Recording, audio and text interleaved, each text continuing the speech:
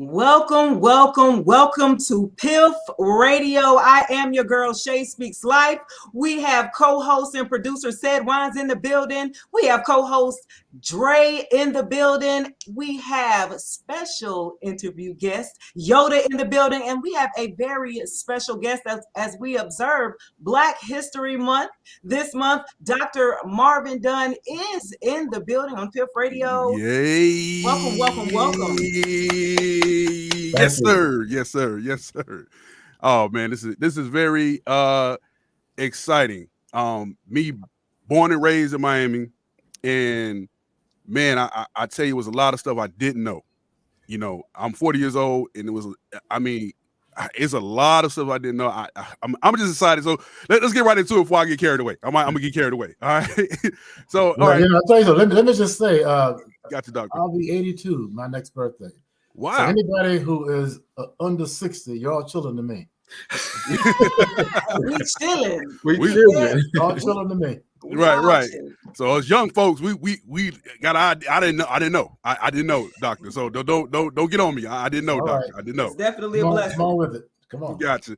So right. let's go with the first question. So who is Marvin Dunn, and tell the audience where you're from. Marvin Dunn is a migrant child, born in 1940 when Roosevelt was still president. I was born before Pearl Harbor was bombed. I grew up in a Jim Crow town, DeLand, Florida, where I was born, and also in Miami. My family moved to Miami in 1951 when I was 11 years old. Miami, you'd have more Seminole Indians downtown Miami than Cubans when my family moved here. I managed to go to Morehouse College from the 11th grade on a Ford Foundation scholarship. Following my study at Morehouse, I went to the Navy. I was a naval officer for about 6 years on aircraft carriers, and then after that, I got my doctorate at University of Tennessee. Wow. You know what? That brings up a question. So we're gonna go right to that question. So what made you? What was the reason why you wanted to go to University of Tennessee and study? I didn't want to go to Tennessee. I wanted to go to Florida. He wanted to go to Florida, but he ended. I was born in Florida. Florida's my home state. Mm-hmm. I wanted to get my doctorate from my home state. Okay. So I was a border carrier in the Mediterranean, and I applied to enter the program at University of Florida, the graduate program in psychology. And about 2 months later, I got a letter from the University of Florida. I still have it. Really? Dear Lieutenant Dunn, the University of Florida does not accept Negro students in our graduate program. However, the state of Florida will pay your tuition at any institution outside of Florida into which you may be admitted. Wow. That's why I ended up. Tennessee gave me a full ride scholarship. Never paid a dime. Tennessee was trying to get Black students into that graduate program at that time. And I got a letter back from them within a month or two with a full ride at Tennessee. So today, when Tennessee plays Florida on anything, hey, I'm a Vol. I have no use for the Gators. Okay. We joke about it, but that was painful to me. Right. I was in uniform protecting my country overseas, and they wouldn't let me go to my own state university. And that was in 1965. That was 65. When Florida could still tell a Black person, no, you can't come to this institution. And the only reason they offered me the scholarship, the money outside of Florida, was because of Plessy versus Ferguson, where they have to do separate but equal. If they can't provide it for you in the state, they have to pay for you to get it someplace else. For separate but equal, that old separate but equal policy. But I was insulted by that. I didn't want the state to pay my tuition outside of Florida. Wow, that's crazy. So they literally sent you a letter and said, "Hey, we don't accept Negro students at the school, but you can go somewhere else. But we'll pay for you to go somewhere else." We'll pay exactly. Oh my goodness! Exactly. And the reason I was going to be the first Black admiral on an aircraft carrier. That was my goal when I went to the Navy. Okay. But the Navy made me get out when President John Kennedy visited our ship and they used me as a token. And I got out for that reason. Kennedy came out. This was 3 months. He was killed in November. This was in June of '63 when he came out and spent the night on our carrier. And because President Kennedy was very much opposed to the Navy not having line officers who were black on ships, they put me on the bridge to make sure Kennedy saw me. I was the only black officer out of 1,400 on that carrier. So they wanted to make sure that Kennedy saw me on that ship. Wow. And he came out from San Diego, flew up to the ship, and he was late. And my watch was over. It was time for me to go below. I said, Captain, may I leave the bridge? He said, no, remain on the bridge, Lieutenant. That never happens. And everybody's looking at me. Why is Dunn staying on the bridge? They wanted Kennedy to see me. And I stayed, and Kennedy came, and I saw him. But that night, I decided to get out of the Navy. Wow. God, man. Oh, that is quite interesting. That is interesting. Now, in I think it was 1943, real quick. I think it was 1943. When you seen Liberty Square built, like, what did you think when now we call it the Poker Beans as a nickname for it. Right. But when you seen Liberty City Square was being built in Liberty City, like, what did you feel like what was like that feeling, or did you think at that time, did you think as you started knowing about it, did you ever think like this was good for black people to have this kind of subdivision, or this, what I'm saying, at the time? Or no, Liberty Square was built in 1937. 37. Okay, gotcha. I wasn't even born then. And as a child growing up in Miami, I saw that project, but by that time it was on the way down. So I can't answer that question because I was still not even here when the project was built. But I know why it was built. And I know what kind of conditions were in overtime when they built it. President Roosevelt came to Miami in 1933. He had been elected president, but had not yet taken office. Okay. So he took a vacation to Miami. And when he came to Miami, a black leader called Father John Culmer and the editor of the Miami Herald, a white man, took the president-elect to Overtown, to Colored Town, as they called it then. And Roosevelt saw how bad it was. And it was really, really bad in Colored Town in 33. And Roosevelt said, when I get to Washington, I'm going to do something about this. And what he did was authorize the Liberty Square Housing Project as the second public housing project in the country. That was because of his passing through Miami on his way to take the presidency in Washington. Right. Gotcha. Wow, man. That's crazy. Now, so what made you become what was the defining moment what made you become a historian? I'm really a psychologist. That's what I'm talking about. I like it. I was trained in psychology, and I got insulted by psychology. Okay. Because what I was supposed to do, I started out as a school psychologist, and most of what I did was to give IQ tests to black kids. And I didn't like that. I didn't think I was helping black kids by giving a test that I knew was culturally biased against them. Can I give you an example? Yes. One question on the IQ test for children is, what is the thing you do if your mother sends you to the store for a loaf of bread and the grocer says it doesn't have any? Well, you get 3 points for saying I would go to another store. And that's how most kids, white kids, will answer that question. Most black kids that I've tested said, I'll go back home and tell my mama. Because these mommies, when I send you to the store, don't go wandering around trying to find a loaf of bread. You bring your behind back home. Right. That costs points on the IQ test. What am I going to do? The kid gave a culturally correct answer, but it's not the one. Anyway, I'm giving you a lecture about the reason I moved away from psychology per se, school psychology in particular, and joined the academic community, and then moved from there into studying history. And it was the riot caused me to move to history from psychology, the 1980 riot. When I saw that happen, I wanted to know how and why that took place. Right. Now, a lot of people. Now, I know you said in your video, one of these clips I saw online, and it was very recent. And you said, you was at a school in Miami where that the students didn't know who Arthur McDuffie was. You know what I'm saying? Right. And you was also concerned about, with the George Floyd situation, that what's going to happen 30 years or later down the line, as we're going to forget about George Floyd, because you said a lot of kids raised their hand, they didn't know who Arthur McDuffie was. The same thing happened at the University of Miami. How many of you guys know that there was a riot in Miami in 1980? Not a hand went up. a couple of professors in the back. These were students at the college level. Never heard of McDuffie. There was a riot in Miami. What happened? So, Wow. we have a very short memory. My sense is that, yes, we all know who George Floyd is today. But 40 years from now, will we know who George Floyd was? And I doubt it. Wow. Because history has a short memory. We move on to the next crisis. Right. And that disturbs me very much. What happened to McDuffie? What happened to him on December 17th, 1979 in Miami was almost exactly the same thing that happened to George Floyd. White police officers stopped him, had him on the ground, handcuffed behind his back, head against the curb, and they beat him to death. And they tried to cover it up. And that was, what's changed? That same sort of scenario in different variations happens almost every day. The ones that we don't hear about are the ones where the person doesn't die.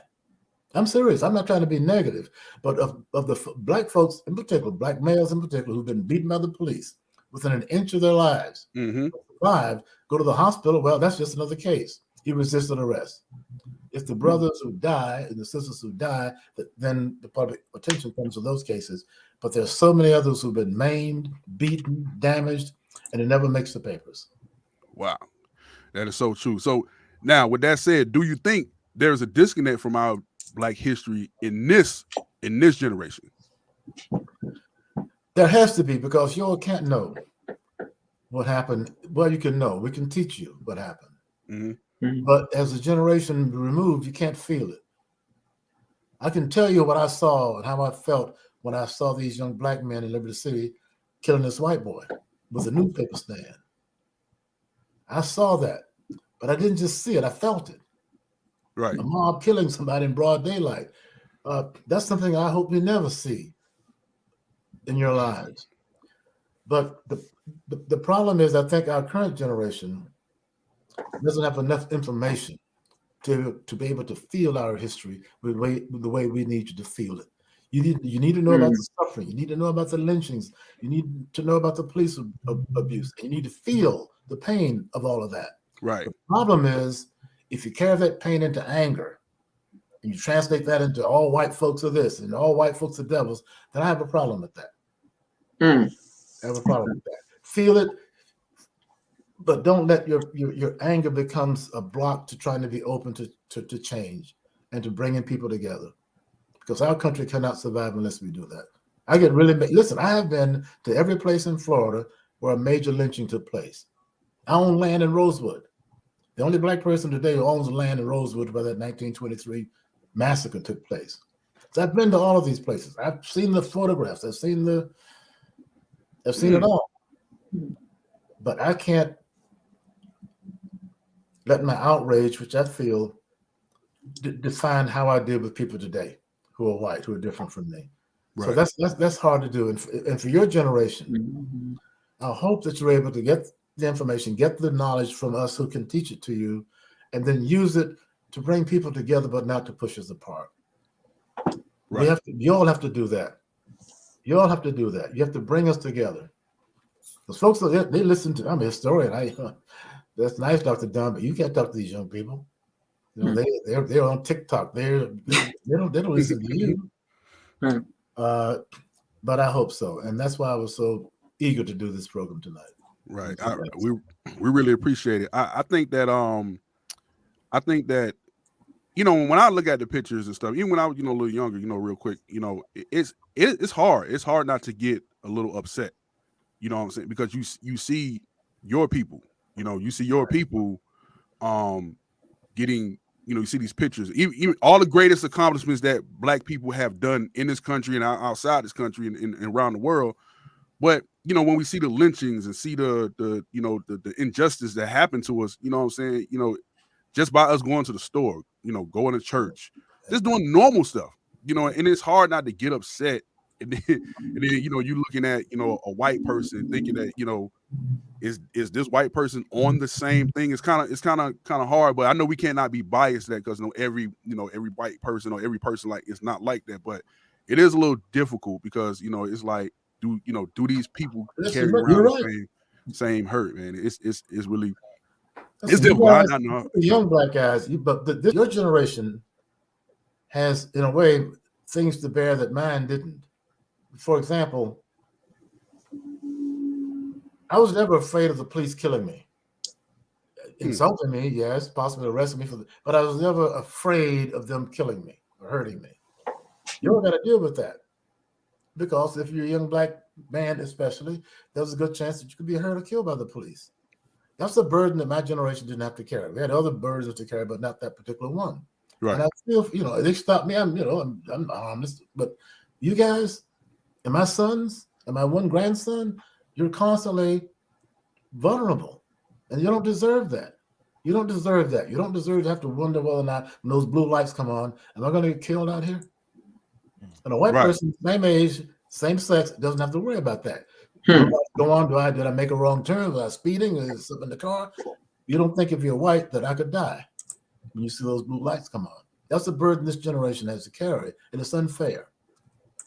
But don't let it anger you to the point that you're not willing to try to open the tent so we can pull others into it. All these places I mentioned that I've been to where these lynchings took place, every place I went, with the exception of one place, there was always one or two white folks who did the right thing, tried to protect the people, let them hid them or gave them food while they were hiding out.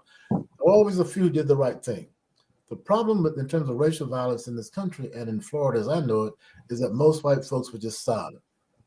They didn't say anything. They knew what happened, but they didn't tell it. They were silent because it was their husbands and brothers and cousins and uncles out there doing it. So it was the silence that allowed the lynching and the violence to take place. Not the most of them just kept quiet. Right. Man, yeah, I think fear played in a lot of part. You know what I'm saying? This was a question by Yoda. You know what I'm saying? He wanted to know what is the biggest misconception of why blacks migrated to Miami?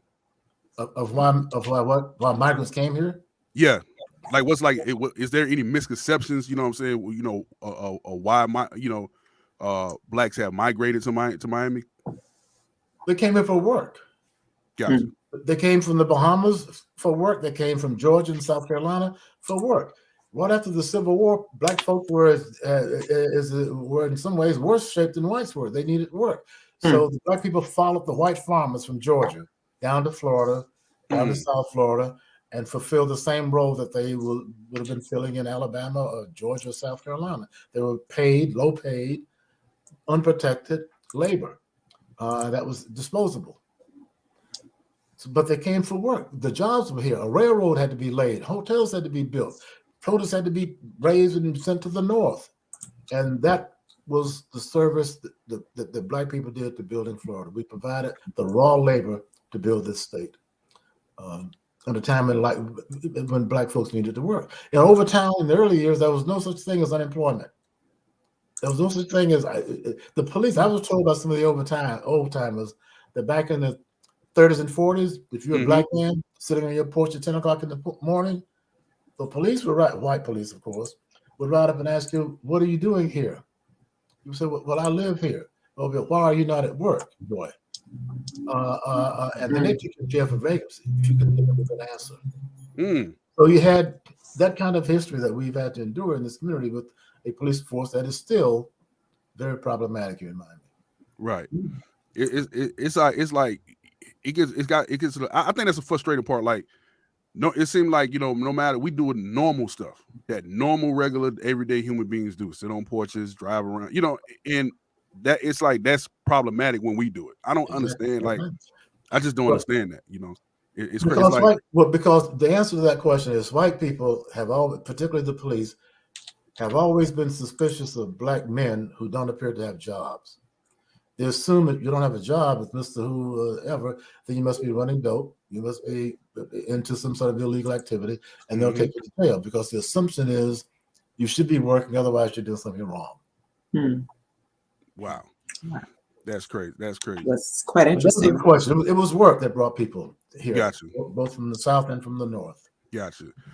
Now, a lot of people don't know, there's a 95, there's a highway that's built damn near between Overtown, right? Through Overtown, actually. And a lot of people don't know that Overtown was considered Harlem of the South. It was. Was considered Harlem of the South. Like James Brown, Sam Cooke, all of them used to go perform on Miami Beach, and they couldn't stay there because it was black, obviously, and they had to cut. They couldn't stay there, so they came over, to Overtown where they had the hotels and stuff. I forgot the name of the hotel that was one black hotel that was in Overtown, and they had to come over and Overtown, was jumping. It was jumping. It was jumping. So when 95 was built through there, how much of an impact did the construction 95 had on Overtown? Like, how much? Overtown had about 40,000 people in it before that interstate came through, starting in 1955. Wow. But listen, and that's a very good question about how that all, because the same thing happened in cities around black communities around the country, where interstates ran right through black communities, and usually for the same reason.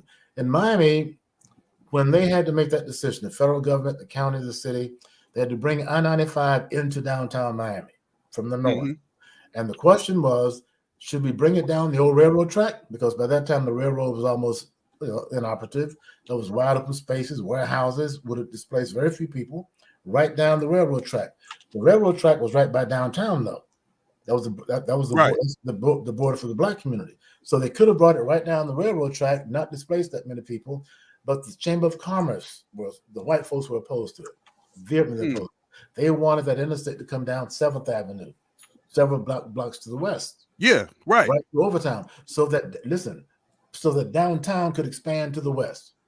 Downtown could not expand to the east, the ocean, could expand north, it would be built up, could expand south, Coconut Grove. The only way that downtown could grow was across that railroad track into Overtown. And that's why they wanted that expressway 7 blocks further west. And that's what happened. And it didn't destroy, but really decimated a large portion of Overtown. And the black folks who had to move, for the most part, were not landowners. The white folks owned the land that the government took for the interstate. So you were just out of luck. A lot of folks moved to Liberty City, moved into the housing project. And that's when Liberty Square started to go down. Liberty Square Housing Project used to be the place black folks wanted to live. Mrs. Range, Mama Range, our most famous black leader in Miami, black person on the Miami City Commission, stayed in the Liberty Square Housing Project when she first got married. So that was the place. And then when that interstate came through and people had to find a place to live, they started building these apartment buildings. We call them concrete monsters. Every block, as many as they can get in, 2 or 3 story buildings, and cram people in. No playground for the kids. Kids play in the parking lot. No AC, high rent, and that's how our people came to live in the state that they were living when that riot happened in 1980. Wow. And the apartment buildings that's on 61st Street, like, yes, I know them. they still run down. And people still live in them. And it's like, I'd be amazed, like, how they never really renovated or did anything. Who do you think owns those buildings? Who do you think owns those buildings? I don't even know. They're mainly owned by Cuban Americans. These concrete monsters we see, these low-rent housing, private, not public housing, low-rent housing, private housing in Overtown and in Liberty City is mainly owned by Hispanics, renting to blacks. I don't know of any segment of those buildings that really are owned by black owners. Listen, that's always been the case. Blacks in Miami have always been just landless. Right. We've not owned land in Miami. As I said earlier, we were brought here to work, provide labor, not to buy land and start owning land. Mr. Dorsey was the exception, D.A. Dorsey. Right. Yeah, and it goes to talk our next question about D.A. Dorsey. Has D.A. Dorsey been an influence in the community of Miami? You know what I'm saying? And why not? But I already know why. You know what I'm saying? So definitely tell us a little bit about D.A. Dorsey that a lot of people don't even know. You know what I'm saying? Well, and, a lot of people don't even know. He's one of my heroes. Definitely one of mine. One of mine. Mr. Dorsey was a carpenter. He only went to about the 6th grade. And he came to Miami from Quitman, Georgia on a raft that he built. He floated himself down to Miami. It took several months to get here. And he got here right before the railroad arrived in 1896. Oh, he was a real pirate. That's what he. Oh yeah, yeah, right. He was a real pirate. The city was founded. Right. He started doing the common labor, of course, Mm-hmm. and people, white folks who had land but not money, paid him with lots. They paid a lot of black folks with land rather than with money. And Mr. Dorsey did work, and as a common laborer, got land as payment and started building houses on his property and renting them to blacks who were coming into Miami. And that's how he got rich. By 1919, he was a millionaire.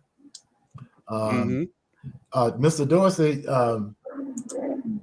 Mr. Dorsey was the first black person in Miami who was allowed to buy a car. When cars came out, the white folks were allowed. When cars came out, the feeling in the white community was, what do N-word plural? What do they need with cars? So Mr. Dorsey was able to buy a brand new Cadillac every year. Had a chauffeur drive him around to collect his rent. He was quite a character. He purchased what's now the big portion of what's now Fisher Island. That's where Oprah's house was out there. Yep. That's the richest real estate in the country today. Fisher Island off the coast of Miami. Mr. Dorsey owned 31 acres out there.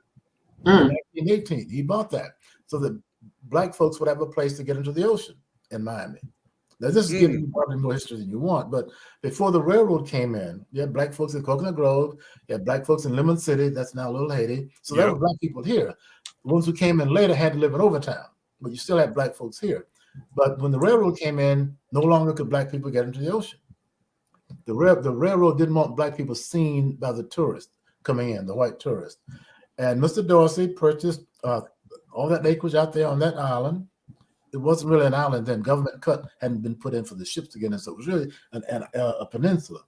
And in 1918, he bought that land, and the white community went crazy. Carl Fisher, the white man who developed Miami Beach, got that land from Mr. Dorsey within a year and a half. Wow. They would not have a black man owning land east of that railroad track. Wow. So that all went away. But that was one of the things he tried to do.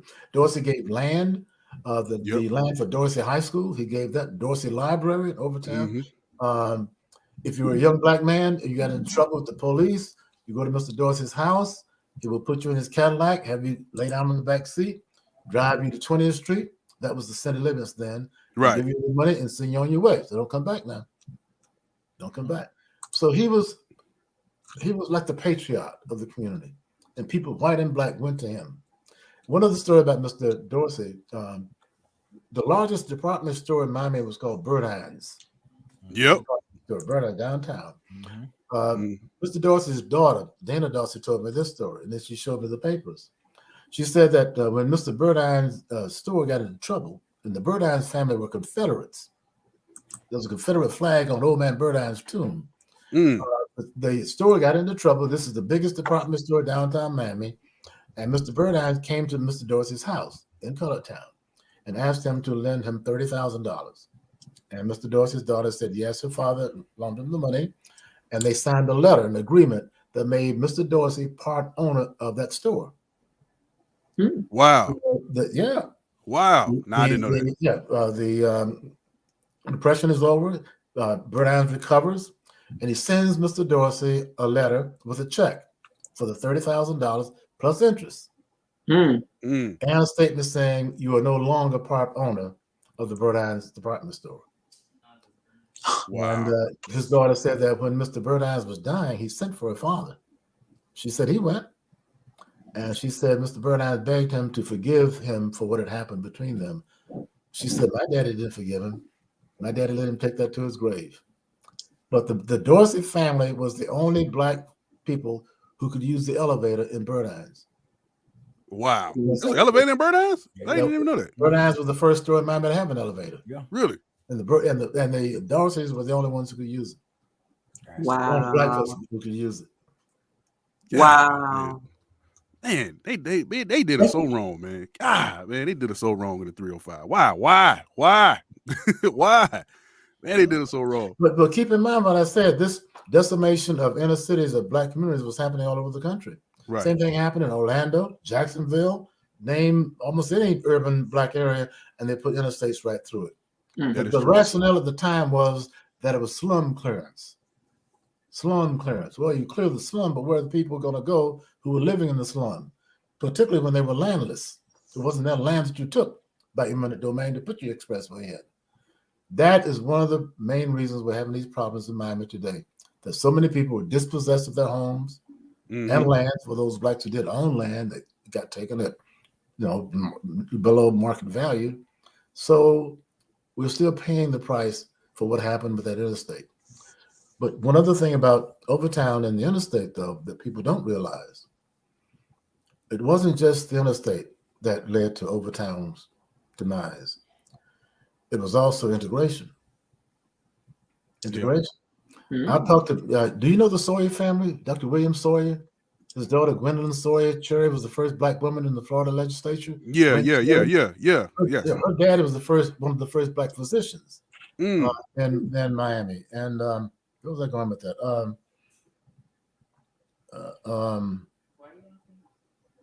I've lost my train of thought about that. Sorry, that happens sometimes. Yeah, it happens. You know what I'm saying? Well, we'll get right. Oh, I remember. I'm sorry. Mr. Sawyer told me. I'm sorry. He was part of the elite black folks in Miami. He told me that when immigration came in, they owned the hotel, the Mary Elizabeth Hotel, big night spot and all that. He said, we went downhill. It destroyed us. So black folks to go to the Fontainebleau, to the Eden Rock along the beach, spend their money downtown. They stopped coming here. And he said, we were opposed to it. We knew there was probably something good coming out of it, but it ruined us financially. The black elite was wiped out by integration. Not wiped out. They stopped making money. They stopped generating wealth. They passed on what they had to their progeny, but that was the end of black wealth in Miami for the most part. Wow. Interesting. Yeah, Bill Sawyer told me that he was Dr. Sawyer's son and Gwen Cherry's brother. They gave him a lot of time talking about the good old days when those clubs were booming and Overtown was just the place to be. My daddy told me, my dad came to Miami in the late 30s, early 40s, and he said that you wouldn't see anybody after 5 o'clock on 2nd Avenue without a coat and tie on, without being dressed up. When you went home from work, before you went down on the avenue, you took a bath and got cleaned up. And then you could go down to 2nd Avenue, 3rd Avenue. It was just a whole different world. He said you couldn't pass between the buildings on 2nd Avenue. There were so many stores right next to each other. Anything you could get in Harlem, you could get in Overtown. Wow. That's why they call it the Harlem of the South. That's why they called it that. You know what I'm saying? A lot of people don't know too, like black people they had to have a card to work on Miami Beach. I still have my mother's card. You really still got it? Oh, wow. She was a maid on Miami Beach, 1952, 53, after we moved here. I was a teenager. And she took the bus from Opelika, where we lived, out to Miami Beach. And she had a card that was issued by the Miami Beach Police Department with her fingerprint on it. And if you worked on Miami Beach and you were a black person, you had to have that card, or they would escort you off or arrest you. Right. The reason for the fingerprint was they suspected black folks of being thieves. So we already have your fingerprint on record. If your boss lady says something's missing, we got your fingerprints already. Wow. Yeah, my mom went through that. Wow. Yeah. Wow. See that's why me and Yoda, we don't go on the beach. We just like, man. Nope. No, we don't go to the beach. We like, man, we don't want to. No way, we ain't getting my money. Right. You know what I'm saying? Well, listen, I think you'll have more trouble in Coral Gables than on the beach. Right? That too. Hialeah. Don't go to Hialeah. Don't go to Hialeah. Don't go over there either. Yeah. You guys are that, but Hialeah there are two places in Dade County where the Klan is still active, if not visible, and Hialeah is one of them. Interesting. Yeah. They're still there. They still live. They still live. Even with all the Hispanics over there. Oh yes. Wow. Yes. Because Hialeah used to when the Civil War ended, 1865, the area that's now Hialeah was just open land the federal government owned, and the federal government wanted to send 50,000 slaves, freedmen, to Hialeah to farm. That was the plan. All these blacks were going to be moved down to Florida, and when that came out, the white folks bought up that land, and that's how Hialeah was born. Wow. There's a little settlement out there called Seminole. Have you heard of it? Yep. That's all that's left of that plan to have blacks in Hialeah. Wow. And that little settlement was mainly black Seminoles and some of the black folks that came down when they thought there was going to be a black. And it ain't that many blacks in there now. Huh? It's not that many blacks in there now. Oh, very, very few. Very few blacks in Hialeah. Yeah, it's very, yeah. It's very few. It's very, very few. Matter of fact, when I was living down there in the 90s, like in the 2000s, like it really wasn't that many then. You know what I'm saying? Hialeah became a very attractive place for many of the Hispanics who came in because it was relatively open country. A lot of folks could do farming and raising chickens and things that were common to them in Cuba. It was more of an area that you could be like it was in Cuba than in downtown Miami or Havana. So it became very Hispanic in a very short period of time. Gotcha. Man, we learned something, Doctor. We learned something. All right. So tell us about your academy that I didn't even know when I was doing. I said, "Oh my, you got an academy." You know what I'm saying? Listen, tell about the academy. Listen, I got to tell you about. I will talk to you about the academy. Okay. I don't want to have us go off without me telling you all about my website. Yes, I'm doing this for you all. I know this history. I'm doing this for you all. DunnHistory.com. I'm putting everything I have done on that website, particularly the Miami history, Florida history, anti-violent history. Go to that website and use it. And ask your listeners to go to that website, DunnHistory.com. All these stories that I have documented, films, interviews, it's on that website. I'm gonna try to get that really quickly here. Let me see if I can you gonna try to pull it up? Site up here. Is this the There website here? That is it. That's the website, y'all. Y'all go to that website. Yeah. For example, the slave narratives. I got the southern states slave narratives up there. Slaves from Florida, Texas, Georgia, Mississippi, South Carolina. Wow. Yeah. So y'all listeners, Piff Radio listeners, y'all hear that? Yeah. Florida, you in Florida, Georgia, Mississippi, y'all can learn. You no matter what, he got it right on that website. Thank you for putting that up. I appreciate that. No problem, no Doctor. Problem. Yeah, no problem. You can learn all about him, everything. Especially the racial violence.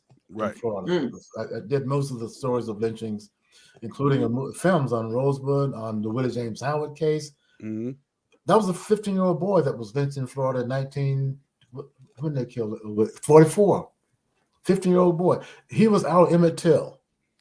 Killed for writing a love letter to a white girl, and her daddy got two white men, went to his house, got him, took him out to the Swanee River, tied his hands and feet on the way to the river, get him to the river, made him get out. His daddy, they picked the boy's daddy up before they took him out to lynch him, made the daddy watch. Wow. And made this boy jump in the river, hands and feet tied, and he drowned and was buried in an unmarked grave until the 1990s or early 2000s. So I made a film about Willie James Howard. That's on that website. My Rosewood film is on the website. I went to the Bahamas, to the Black Seminoles town in the Bahamas. That film is on the website. So I'm reiterating that they tell me y'all don't read books, but you go online. So I did.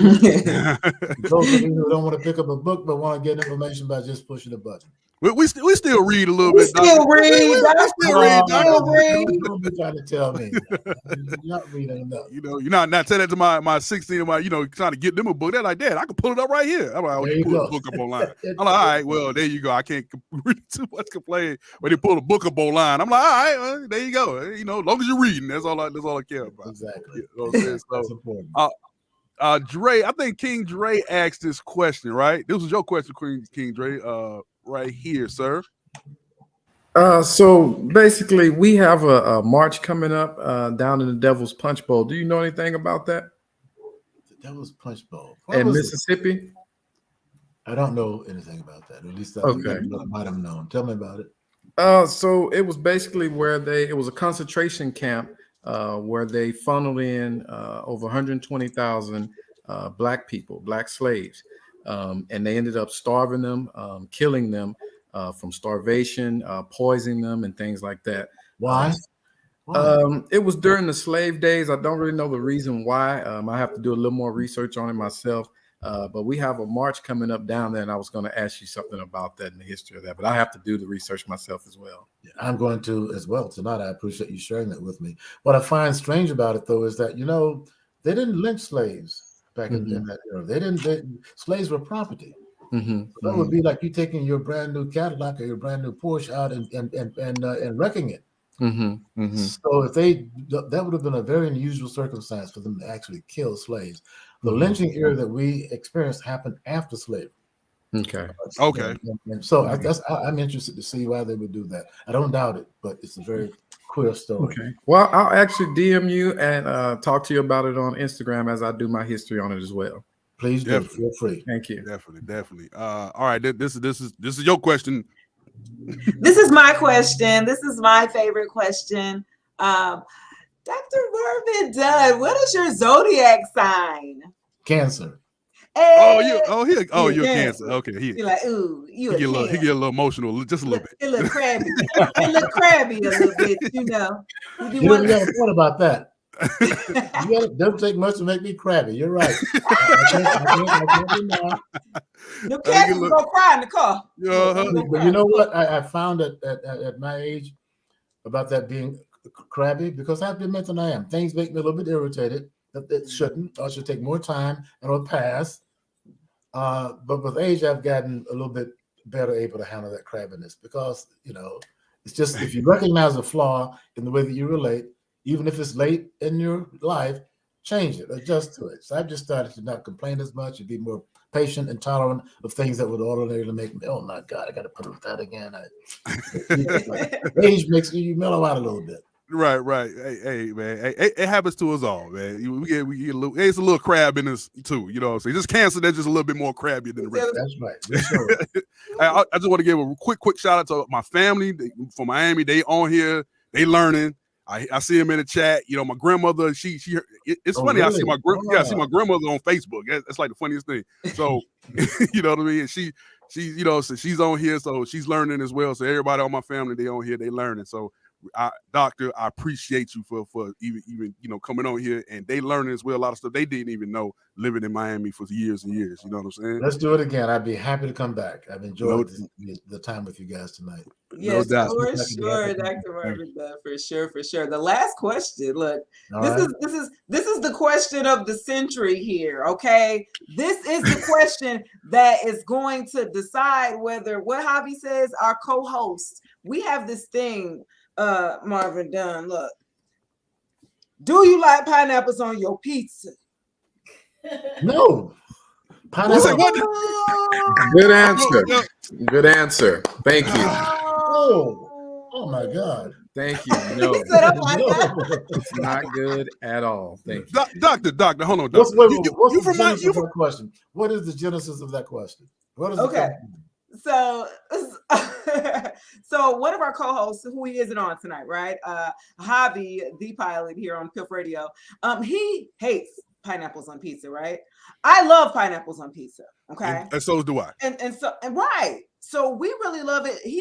Dre doesn't like it. So I believe that, for us, I love it a lot. Okay. I really do. So we decided to have a Piff Radio challenge, if you will. So all of our guests, that is one of the questions that we ask, and we're like, I won last year, okay?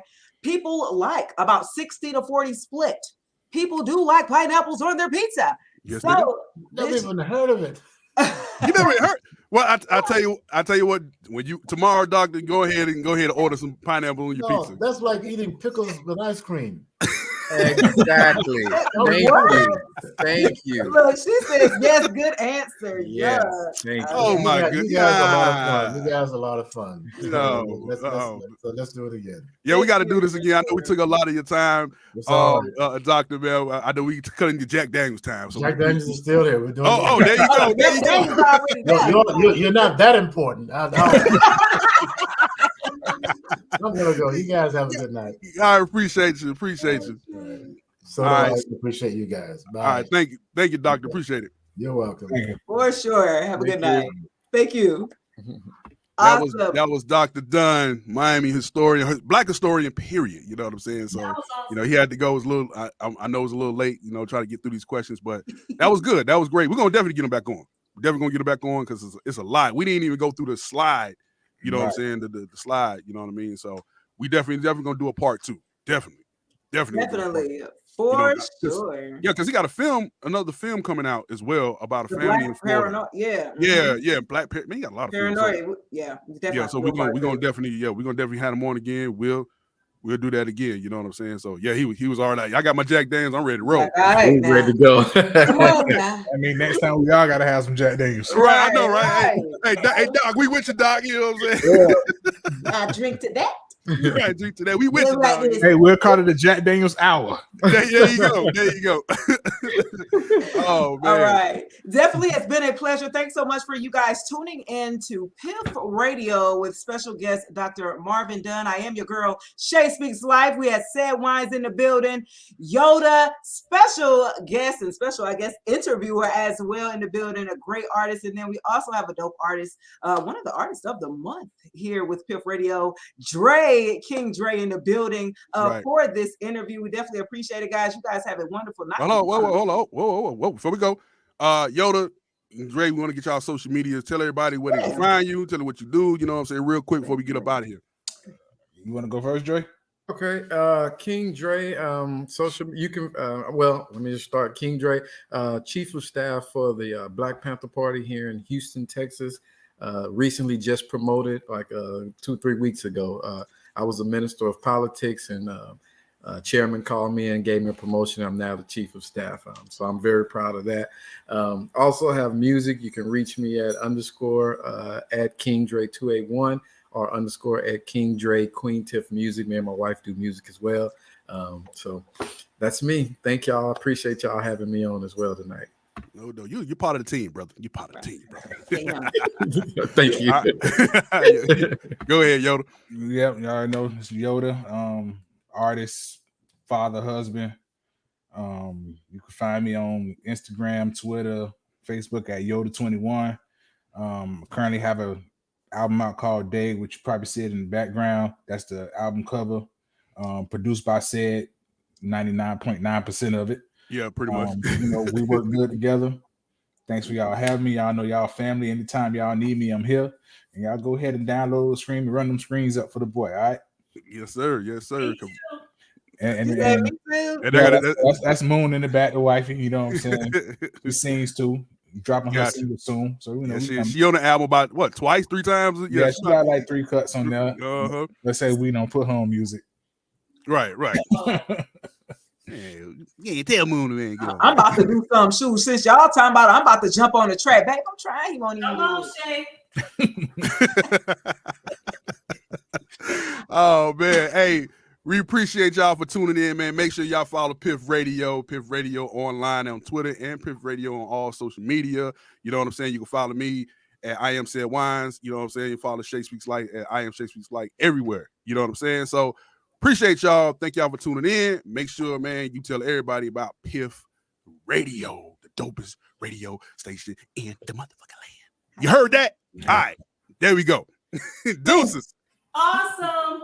Peace.